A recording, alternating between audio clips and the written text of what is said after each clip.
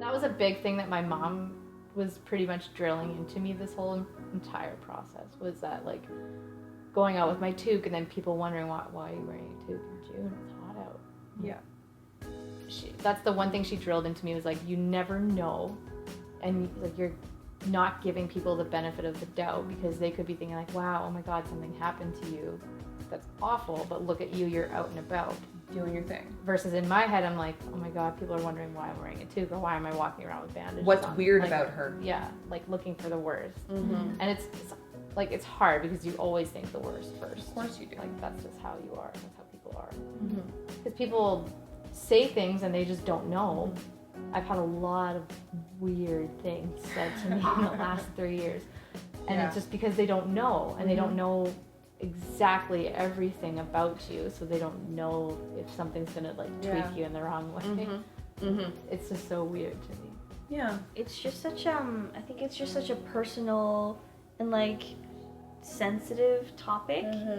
Not necessarily for each individual person, because I'm very open about what's happened to me, and I go out with just like a toque or with just a bandana. I don't wear my hair every day. Yeah, jokingly, you forgot yours today. Yeah, I totally forgot mine today. And but I guess like society has kind of made it a very sensitive thing. I remember being out with my husband and we were riding our bikes in the summer.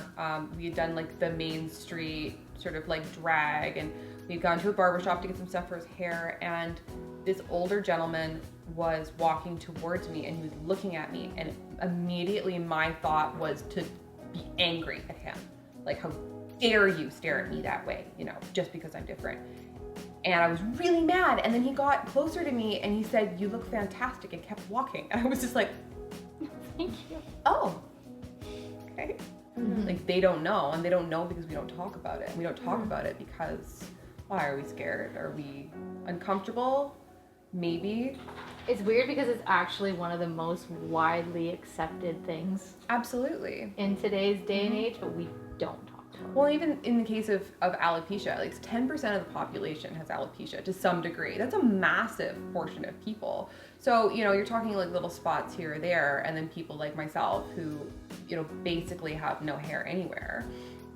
But that's a lot of people, and you know, I'm not entirely sure how many would require a wig or a system, but it's got to be a good chunk. And how many of them don't know? Yeah. Like, how many people do you see on the street? We were talking about this earlier, the whole concept of wigdar, and being able to, like, being a woman who wears a wig, being able to spot somebody a mile away, regardless of how good their hair is. And it's only You just because know. you see kindred spirits, and you see that, but then also seeing women who haven't been able to come to this sort of realization that this is a system that is substantially better, because they don't know. I didn't know until I was told. I had no idea there were other options. All I knew was you could either have a wig that was synthetic or you could have a wig that was human hair, and that was the end of it.